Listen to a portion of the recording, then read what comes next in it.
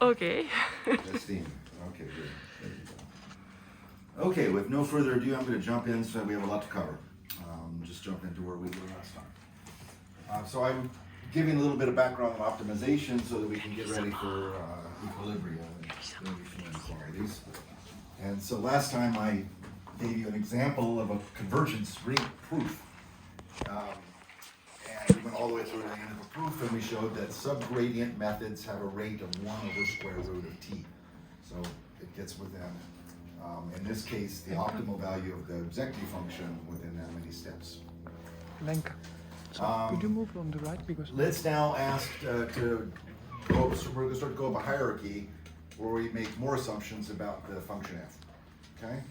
And in convex analysis, probably the nicest set of assumptions that are the most powerful are that you have a convex function, so it's kind of bowl-shaped, but you have also more regularity. You have a upper bounding quadratic, and you have a lower bounding quadratic.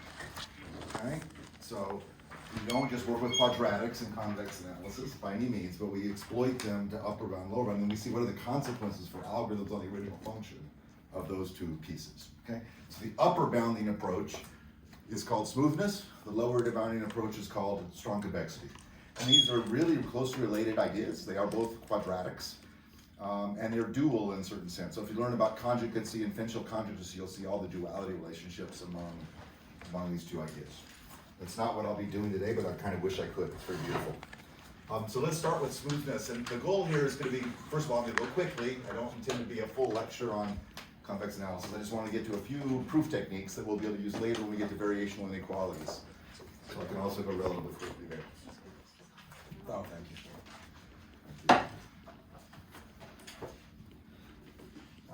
All right, so smoothness, there are several ways to define it. The classical definition is just Lipschitz. So you have a Lipschitz gradient.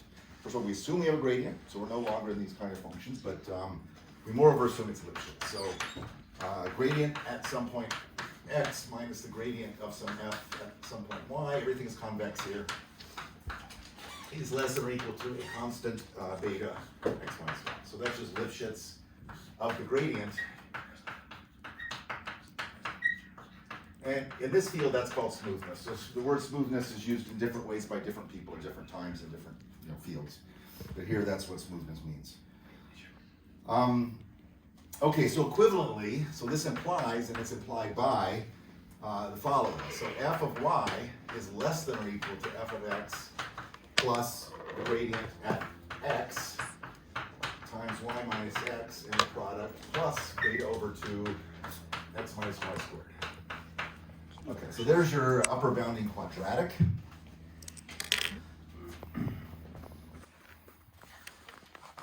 Okay, so in a picture, if here's my convex function, doing something like that, what I'm saying is that I can put a quadratic above this at every point, and it's the same quadratic, it's the same beta. So one beta's got to work for everywhere. Okay.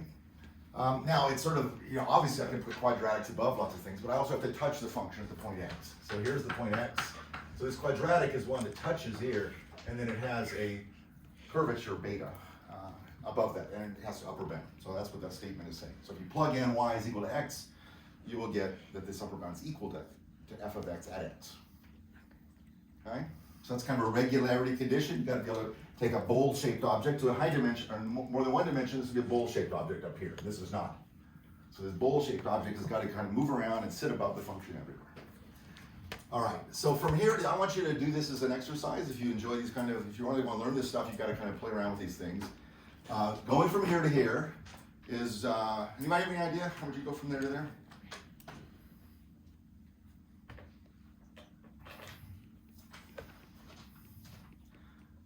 All right, it's fundamental theorem of calculus, my favorite theorem of all theorems. So, just start with f of y minus f of x is equal to 0, 1 ddt of f at ty plus 1 minus t x dt. That's true by fundamental theorem of calculus from 0 to 1.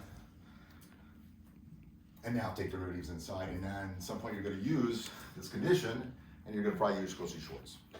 Okay, so it's 5 lines after that. It's a good exercise for you if you haven't done these kind of things before. All right, now, so why is this a useful concept? Why, does it make sense? So let's take a function that's not smooth. So here's our friend, the absolute value function. So it's kind of not smooth intuitively, and from this definition, it's kind of clear that, on one side the gradient is -1, the other side is +1, and you can get an arbitrary close, so you're breaking that statement. But it's also useful to see why you're breaking this statement. Okay, so at this point, for example, at this x, I can certainly put a quadratic up above it, and I can use that same quadratic everywhere, except at this point. And now, it's not good enough to put a quadratic sort of sitting like up here. It's got to touch this point. And so I hope your intuition suggests you can't touch that point with that quadratic. You'll always kind of slip outside of that for a little while. Okay? Okay, so why is this going to be useful? We're going to get a faster rate out of this assumption, faster than 1 over square root of t. We're going to get 1 over t, just to tell you. Why can we get a faster rate? Okay, so it seems there are several intuitions here. One of them is that you get a slower rate, which is because, look, here the gradient is very, very steep all the way. And this condition is saying that the gradient kind of flattens out a little bit. Right? Why should it be good to have the gradient flatten out? That's going to slow you down. Any intuitions there? Don't overshoot. Don't overshoot. That's certainly one intuition. Here, if you don't, you're going to overshoot. And so how do we handle that with our previous proof? Averaging. Sorry? Averaging. No, it wasn't the averaging. That was just an artifact. The proof. Gradients were bounded. Huh? Gradients were bounded. No, it's not that. Reducing the learning rate. There you go. 1 over square root of t, learning rate. Okay, that was critical for that to work. All right, so as you get close in here, yeah, you'll chatter maybe a little bit, but the 1 over square root of 2 will bring you in there, okay? Here, what's gonna happen is the gradient might be kind of large out here, and it's gonna start to slow down. That means you can use the same fixed learning rate everywhere, and you're not gonna get burned by that. You're not gonna chatter at the end. So that's a big advantage. You can use a big learning rate and have it be fixed. So you'll see that in the proof. Okay, now, a consequence, there's lots of other equivalences we won't go over, but a consequence of this is something called the descent lemma, which I do want to do. So this is going to apply the descent lemma. And, the various kinds of descent lemmas lying around, we'll find others later on. And this says that you're making progress all the time. And that's not true of all algorithms. The previous one, subgradient method, didn't have a descent lemma. It could go uphill. All right, so all you got to do here is take the y over there and replace it with xt plus 1. Take the x over there and replace it with xt. And moreover, let's use the dynamics now of gradient descent. So we're going to have xt plus 1 equal to xt minus, and we're going to give a step size which is calibrated to this smoothness condition. It's going to be 1 over beta. And then we put the gradient. So plug all that stuff into that equation, and you will get that f of xt is less than or equal to, alpha of xt, so just I'll go and do the calculation, plus gradient at xt, and then the difference now between x of t plus 1 and x of t is, if I move this over this side, it's just this. So I'm going to get minus 1 over beta delta f of xt, and then plus beta over 2, and then again, xt minus that gives me 1 over beta delta f of xt, quantity squared. And then now just do the algebra, and you'll get that this is equal to f of xt minus 1 over 2 beta norm of delta f at xt quantity squared. All right, so we see that we make positive progress. We go downhill under the guarantee of smoothness. That's kind of non-trivial and interesting. And why would an upper quadratic bound make it so that we go downhill? Well, it's true. Okay, so with that as background, actually, let me go to do strong convexity briefly. So strong convexity is the lower bound. And so I'm going to spend even less time on this. So here we have f of y is greater than or equal to the same linear term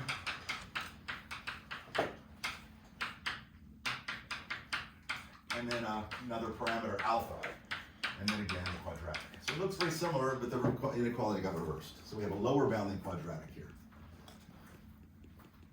Okay, and I think I learned from Francis Bach that this is probably the less important of the two for machine learning and for lots of applications. It's often easy to get smoothness, and strong convexity, the mathematicians throw it in there because it gives us all these great results. But in reality, a lot of your functions aren't strongly convex, and it's kind of hard to make them so, hard to verify. But anyway, what it's doing is saying that below, I can put a quadratic everywhere. So this is strong convexity, and this is smoothness. And it's the same quadratic everywhere.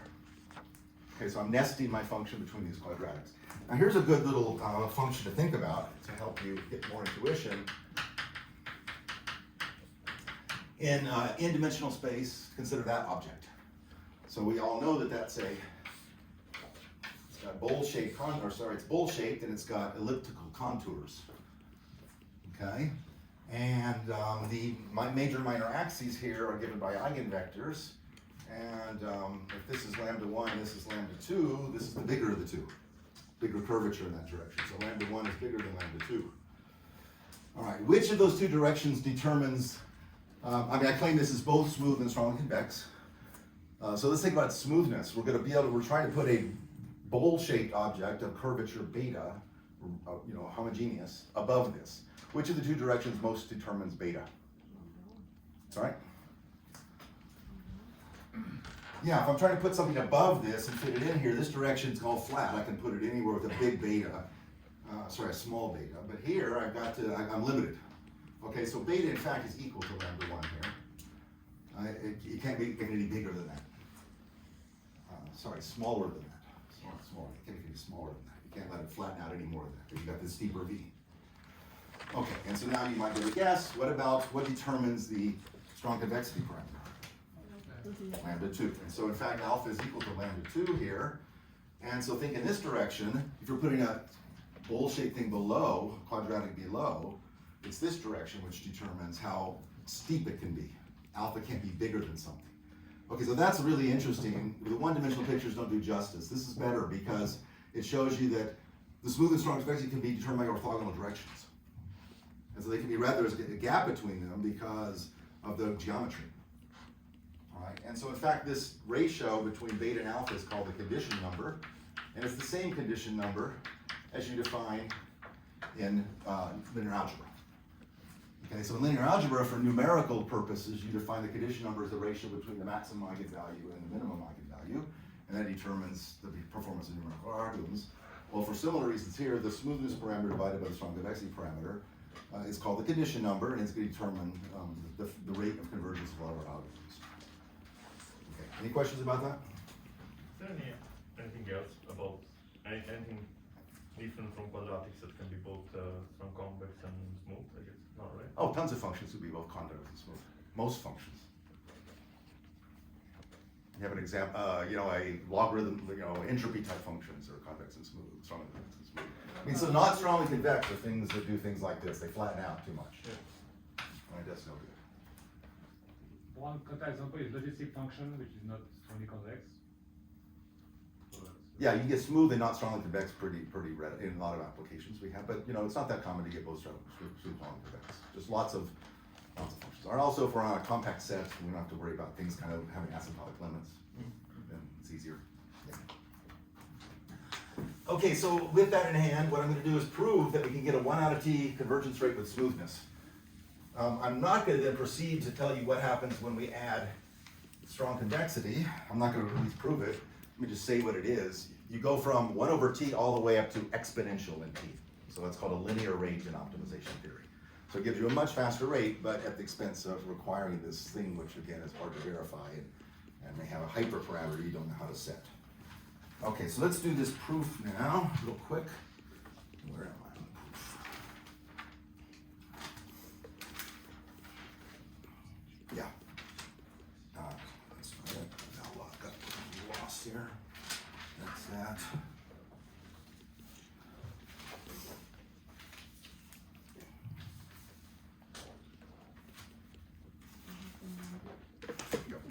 Okay, so remember the algorithm is just now going to be gradient descent. It's subgradient, but we now assume we have it's smooth, so we have a gradient. Let's just put it in. And we know what is the right step size to use. It's 1 over beta. If we didn't know that, we would do the proof and find out, and we'd maximize that would be the right step size. All right, so we just start with our descent lemma. We just say f of x t plus 1 is less than or equal to f of x t minus 1 over 2 beta of the normal gradient.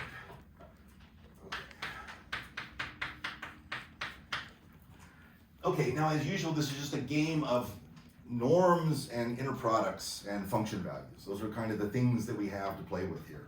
And it's kind of playing around with those and using the inequalities that we have to try to cancel out terms and get terms to be as small as possible. So this is just an example of many, many kinds of proofs that have this flavor. So the first one we're going to use is just what I call the subgradient inequality, the linear lower bound last time. So we're going to turn this, we're going to get into the game f at x star by doing that. So I plug in this linear term and it's the backwards one, so I get the negative. So x of t, and now x of t minus x star. That gives me the right inequality. And then minus 1 over 2 beta.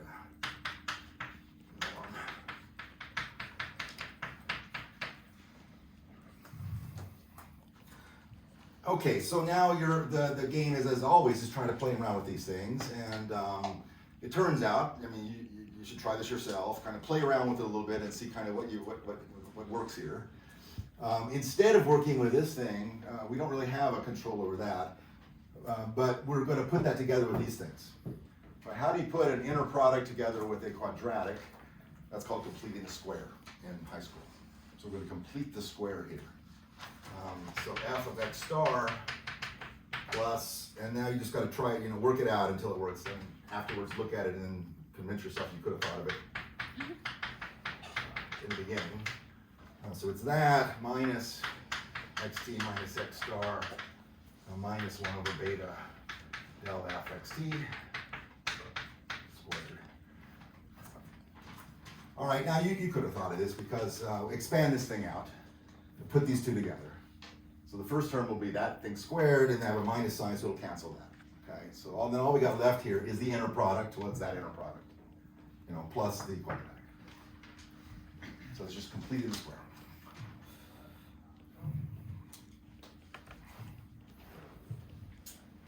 Okay, and now we notice that by our algorithm, move this over here, this is x star, this is xt minus this. That's gradient descent. Okay, so this is xt plus 1 minus x star. Okay, so we get f of x star plus beta over 2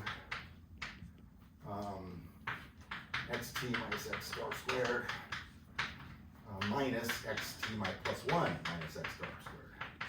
And now we have our telescoping sum, our friend in all of these proofs.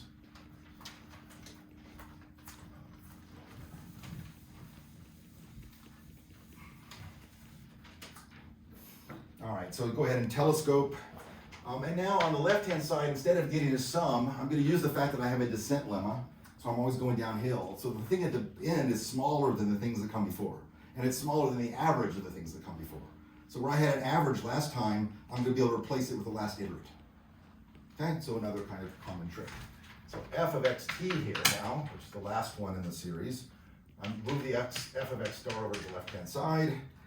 And then I have the telescoping sum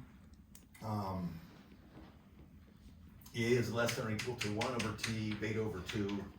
And then the telescoping, I'm only left with x1 minus x star squared. There is a minus term xt plus 1, but it's minus. So again, I drop it because it only gives me a worse upper bound, and I wouldn't know how to control that otherwise. Okay, so I've dropped the term here, but because of the inequality, that's good. All right, and then I'm basically done. I've got this is less than or equal to by assumption. I didn't make it explicit, but I got a beta r.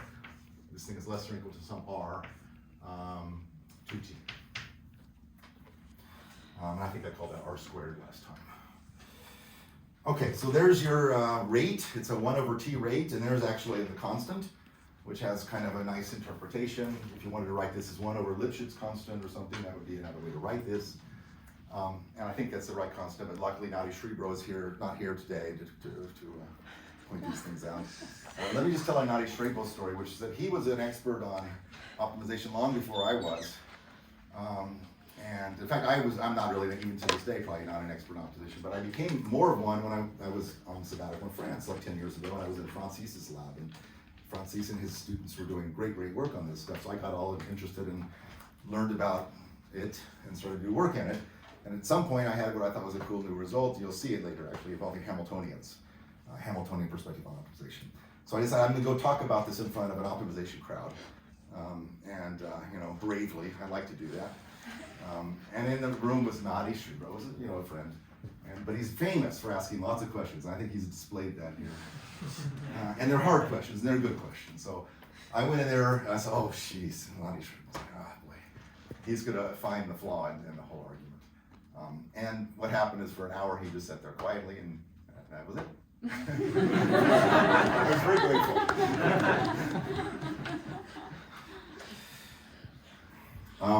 I think the reason was because he's a computer scientist and he's used to working in discrete time. And my talk was all in continuous time with ODEs. And so that's the secret. If you're in an audience of computer scientists, blow them away with ODEs. Okay, so we got a rate here, and notice that our, back in our algorithm here, we don't have a 1/square root of t or 1/t or anything like that. We've got a fixed constant step size. So that's pretty cool. So this is kind of the basis of a lot of further work on optimization. It's a simple analysis of a simple algorithm that gives us an appealing rate under conditions we can kind of live with. Yeah? Is there an intuitive reason why strong convexity is hard to even check? It's hard to check. A lot of times it involves adding a regularizer. So I've got something that's got some, I've got something that's kind of got some, you know, corners to it, like lots of our functions do. And I say, oh, let's add, you know, regularizer plus, you know, gamma times some quadratic, and now the total thing is strongly convex, right? But what gamma? All right, and so that, you know, as a statistician, I'm not very sensitive to that. You just added a new free parameter. How are you going to set that from data? How are you going to know what the right scale is and all that? And so I don't know, Franzi, you know, you've written papers on this, but do you want to add anything about that? Why strong convexity is, or maybe you disagree? Oh, no, because the data will never bring you strong convexity. AX, the design metrics are always like rank deficient or almost rank deficient, so you have to add it yourself. So then you add the bias, so you don't solve what you want. You don't solve what you wanted to solve in the first place. Right, so you're adding something to get rid of, as for numerical reasons, but you've now changed your objective functions. You're not solving what you wanted to solve. So it's not a killer point. You should still be aware about strong convexity and all, but just know that it's you know, just because it's mathematically clean is not necessarily that wonderful. Yeah. Is it possible that strong convexity holds only in one direction? Over here you have to Yeah, for definitely. all by x, maybe Yeah. if we set x to be the optimum. Yeah. So there's all kinds of work in optimization on decomposition methods that kind of do one thing in one direction, do another thing in a different direction and all that. And I'm not going to be getting there, but there's beautiful work that a lot of the machine learning community doesn't know about, doesn't know how to exploit. Decomposition methods, yeah. Okay, any other? Right. Now what do I want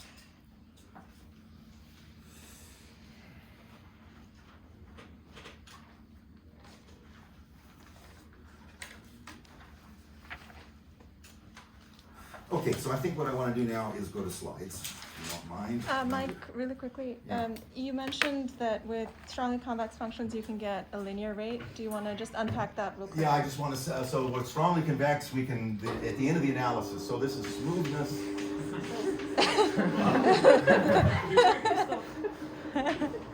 Plus strong convexity allows you to prove things of the form. You can get something for the last iterate, that's nice. And you can get it in terms of not just the function values, but in terms of the iterates themselves. So that's really nice. That thing squared is less than or let's put a t plus 1 here. Let's actually put a t here. Less than or equal to 1 minus condition number. So beta over alpha to the tth power xt minus x star.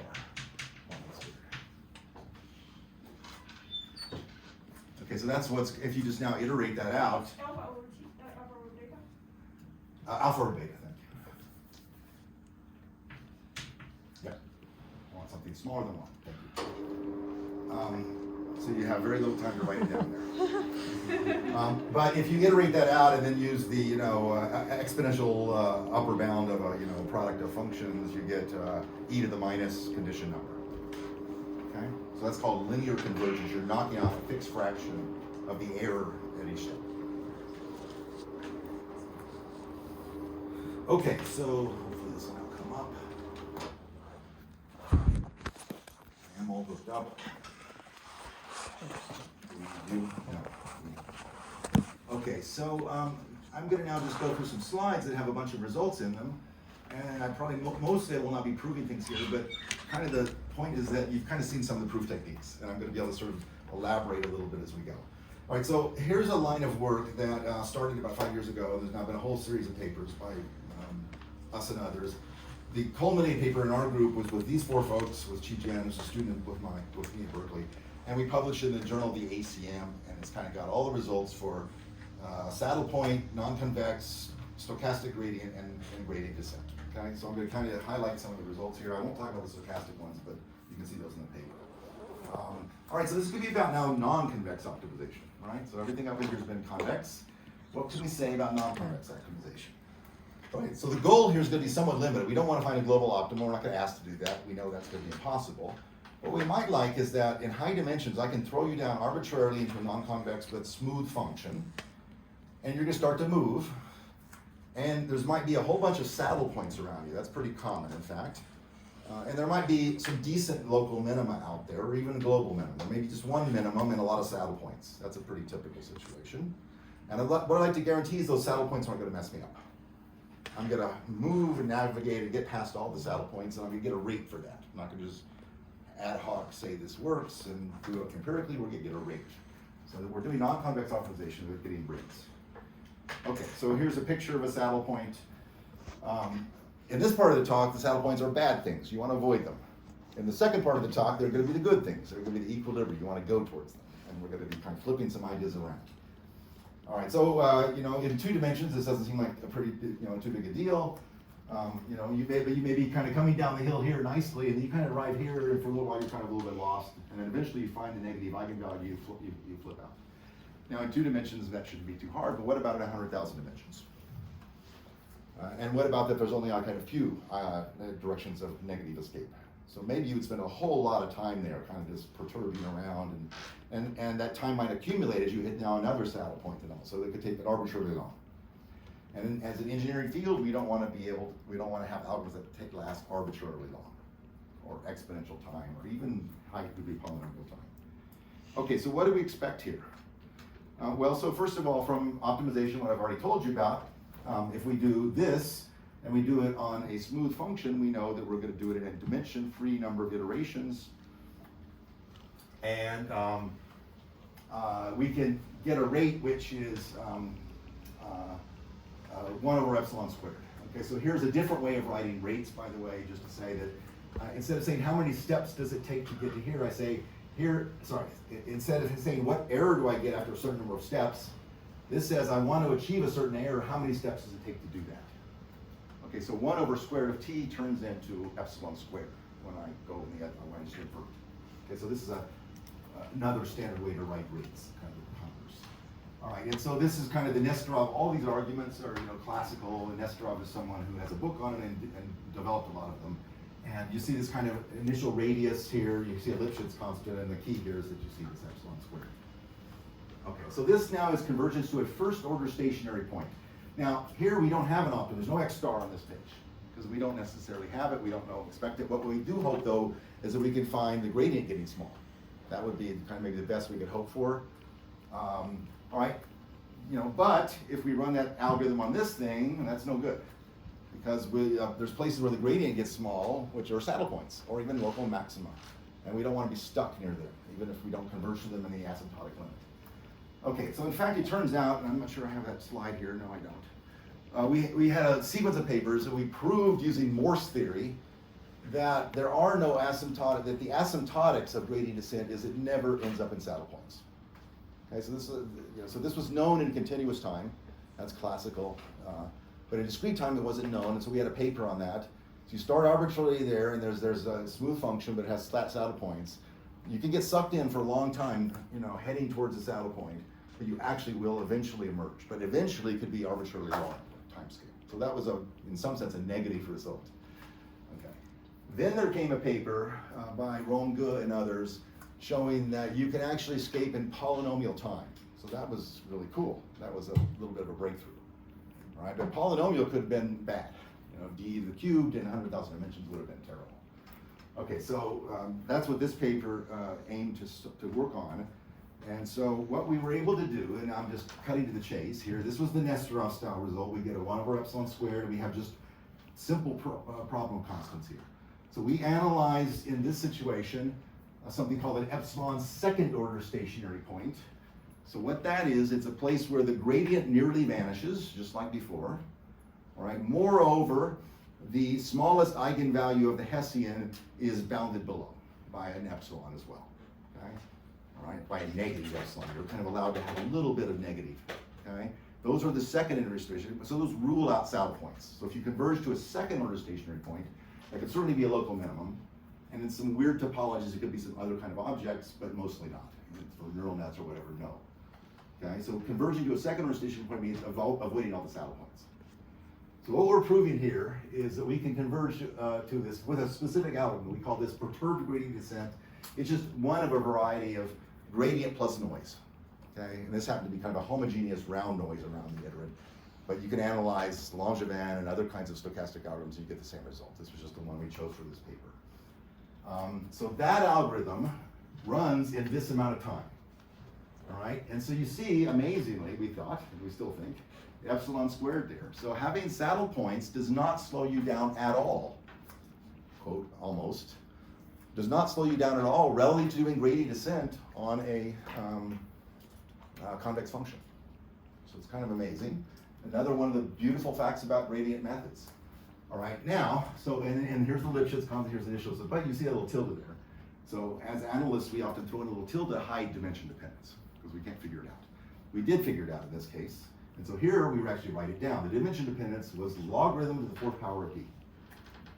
All right, so I think the 4, we still don't know actually, we don't have a lower bound yet on this, on the dimension dependence. The 4 is probably an artifact of the proof, and I'm going to tell you a little bit about the proof style here. It's a little more complicated than what we've been talking about. But it's not dimension free. You know, we do have a d here, but it is not exponential in d. We knew that from Ron Good's work, but it's not polynomial in d. It's all the way down to polylogarithmic. All right, so this is again strong evidence by how good a perturbed or stochastic version of gradient descent is. In high dimensions, it's almost independent of dimension, logarithm. Okay. What row Hessian? Oh, so it's L smooth, as I told you about before, but also the Hessian is assumed smooth as well. As you move to nearby points, the Hessian can't change wildly. Hessian in one place minus Hessian in the other place is upper bounded by rho x minus y squared. Okay. Now, if you don't assume that, you're kind of sunk. Okay. Because you know, if you move around a little ball and the Hessian changes wildly, there's no way you're going to find a negative eigenvalue. Okay. And then the initialization is in the little r? Or where do I see that I need to kind of initialize not too far away? That's just here. Explicitly. It depends on how far you're away, but linear. Oh, okay. Yeah. And what's the little r? I forget what the little r is. I wish I wouldn't have had this slide because I forget. I think it's the, well, no, I do remember now. It's the size of the ball of noise. Oh. Okay, so there's a ball of noise around the iterator. It's not just classical SGT. It's a ball of noise, and you might worry we're hiding something in there, but it turns out we're not.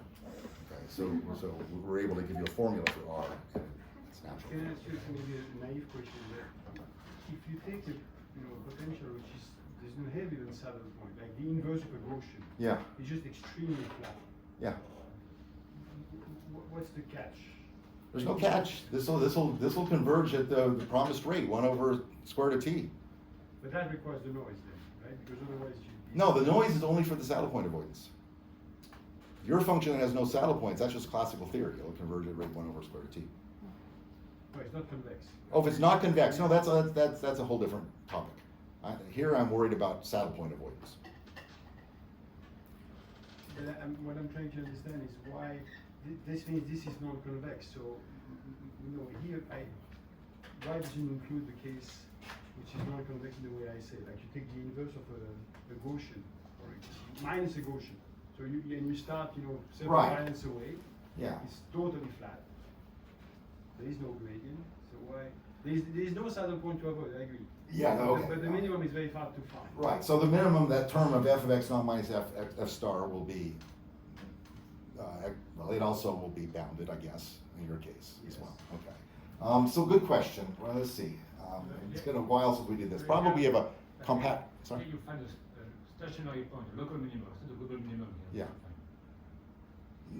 Yeah, but his function only has one stationary point. He doesn't have any stationary points actually. But when you're flat, the gradient has small gradient. So the further away you go in your example, the lower the gradient.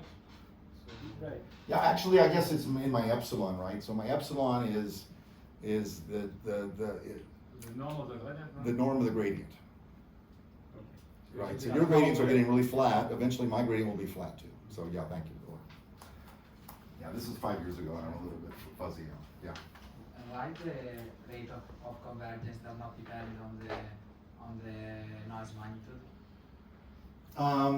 It's because we set the noise magnitude as a function. That's the R there. It's the side that size of the bowl. We set that as a function of other parameters in the problem, but it's not a function of D. Just to be clear, It's just a constant. it's just a constant. That's right. Sorry, one question on this side. Yeah. So, could you just contrast really explicitly the escape behavior of continuous time? We're going to be talking about versus- continuous time next, Okay. very soon, very soon. So I'm going to definitely get to continuous time. Let me just tell you a little bit about the proof technique here, because it was somewhat exotic, and it would be nice to see how general this could be made and could be improved and all. We really have some nonlinear geometry here, and so we should be, it's basically it's a differential geometry problem. So around a second order stationary point, there is some curvature, because the Hessian is moving, but the Hessian is moving slowly. And that curvature affects this little region here, which is the region where flow is mostly towards the saddle point. Okay? Outside of that, the negative eigenvalues kick in, and the flow is mostly away from the saddle point. All right, so the question really is, how thick is that little membrane? Okay, and so the previous analyses that just got kind of polynomial time replaced that little pancake shape with a block. Okay, and in high dimensions that kind of was very conservative and led to not really getting tight control over this. All right, so we want to measure this thing more explicitly, and if you're a really good differential geometry, you probably could start to figure out how to do this. We didn't. We used probability theory instead because we're better at probability theory. So what we did is we did a coupling. We started two Brownian motions at a distance k apart. Okay, and when k is really small, the Brownian motions coupled and fast. We could prove that. And when the k was a little bit larger, the two Brownian motions did not couple, ever. All right, so there's a phase transition in the coupling time. And basically we were able to calculate or bound that phase transition in the coupling time, and that gave us an estimate of the width of this thing, which was a tight width, which gave us a log to the fourth power. So your function here is this green pancake thing, right? That's not the function. That's the region on which there's what we call the stuck region. The flow is mostly towards the saddle. You don't want to be there. And the question is, how long do you stay there? So wherever you start from, you come back there? No, if you start out here, this is the flow. If you start out here, you just fly away. You're on the side of the saddle. Ah, okay. This is a region where if you may be so far away from the saddle, but if you're in there, you're going to flow mostly towards the saddle, and it may take you a long time. And if that green region is kind of thick, you're stuck there for a long time. So we needed to bound how thick it is to say how long you would stay there. Is the idea that the noise in the perturbed gradient descent to push you out of this region? Yeah, Okay. that's right. Cool. And the noise had to have enough kind of energy in all directions so that you would have a chance of getting out of the green region. So what I don't see is how can a sort of phase transition, as you mentioned, can come out. I would expect a crossover in which I have a function which is the time I take to escape, which is a smooth function of the distance of the two Brownian motions. Why is it not the No, it's case? coupling times. We're arguing about coupling times. I've got two Brownian motions, right? And as they start a little distance apart, they start fluctuating around. At some point, they couple. And once they couple, they stay together forever. Okay, so it's the time it takes to Times take to come couple. to the same. There's a phase transition there. It same goes place. from something finite to something infinite. I have a related question. Yeah. Doesn't this coupled transition value depend on how far you initialize from the saddle? Yeah, no, it does. We're analyzing this in a certain ball because we're back at the optimization story. We're trying to say how long does it take to get away from this thing. All right, so there's a maximum over a certain ball. Okay, but that turns out not to be problematic. I mean, basically, this is kind of central manifold theory. You know, there's a kind of a smooth thing that doesn't change very much as you're flowing along down this thing. I mean, the negative eigenvalue is the strongest here. Okay, so let me move on. I could definitely spend more time on this, but I have a lot more I want to get to. So once you get a result like that, which has basically only natural constants in it, and very little other clutter, you ask, are we done? Do we meet a lower bound? Are we going as fast as you possibly could go? And this is kind of the perspective due to Micheal Jordan in the 70s and 80s of trying to get lower bounds for all these algorithms. And you've been hearing about lower bounds much of the past few days. And it kind of almost always comes from constructing some worst case example and showing how well you do there. And in particular, this led to kind of an important line of research on acceleration, where it was shown that here's a lower bound, and then it was shown that here's a new algorithm that actually achieves the lower bound, which was different than what people had before. Okay, so this is a beautiful line of work. It is still probably to this day something of a conceptual mystery. It applies in many situations, it doesn't apply in others. I'm going to show you later with monotone operators it doesn't apply. Other problems it does apply. And part of the reason it's been a mystery, I believe, is that because all the work has been done in discrete time. And when you go into continuous time, the mystery starts to kind of partly go away. Okay, so here's a line of work that started with Andre and Weisha in my group, and Mike Betancourt helped us out a bit. And a lot of other people have contributed to this around, there's now a whole literature on continuous time methods. Yellen and Dichronocolis is one. Francis has some work on this, and others do. But we're basically bringing physics ideas into contact with optimization, and I kind of like to show this slide just to highlight that, you know, a mature field like physics and like statistics has got a lot of interplay between differentiation and integration. You go back and forth all the time. The numerical disciplines also do. Finite elements are basically a variational technique where you're doing integrals to solve PDEs. Okay? And somewhat surprisingly, optimization is not. So if you pick up an optimization book, and there are many great ones, it's almost all derivatives everywhere, okay, and convex analysis. You'll never see an interval, okay? And so somehow that's got to be wrong. That cannot be. There's this power of the fundamental theorem of calculus. It was used in the little simple proofs like this, but it's not used more deeply. All right, so I think that's what we're trying to do here, is to try to bring variational ideas to bear on optimization. Okay, so let's go back to, you know, convex case to warm up with discrete algorithm, and remember the rate we got was 1/t when we had a smooth function, so now we're assuming smoothness.